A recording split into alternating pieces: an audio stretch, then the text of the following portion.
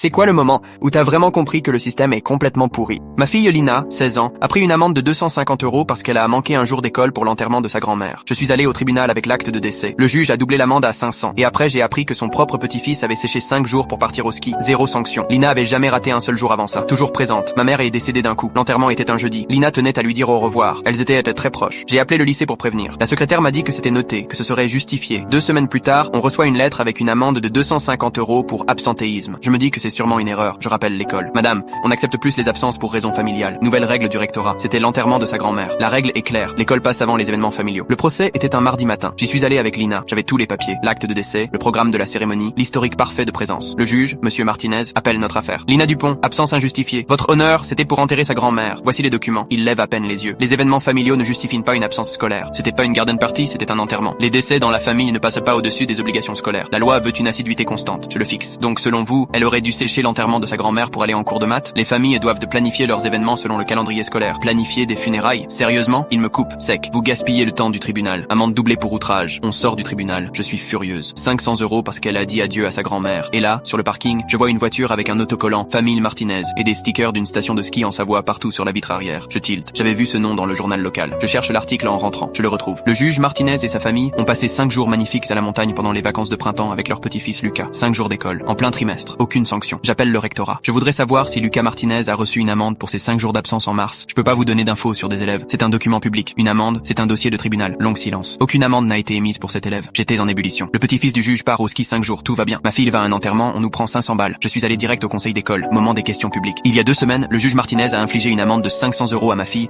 pour avoir assisté à l'enterrement de sa grand-mère. Le mois dernier, son propre petit-fils a manqué 5 jours d'école pour un séjour au ski. Pas d'amende, pas de comparution. Je sors le journal avec la photo du juge et son petit-fils sur les pistes. Ça n'a rien à voir avec l'école. C'est une question de pouvoir. Ceux qui dirigent le système s'en sortent toujours. Les autres, on les écrase. La salle explose. Les parents crient. Certains demandent combien d'autres familles bien placées sont exemptées. Pourquoi c'est toujours les familles normales qu'on punit? Le président du conseil tente de calmer le truc. Trop tard. Les questions fusent. Les gens veulent savoir qui est protégé et qui paie. 2 semaines plus tard, le programme d'amende pour absentéisme a discrètement disparu. Trop de familles posaient enfin les bonnes questions.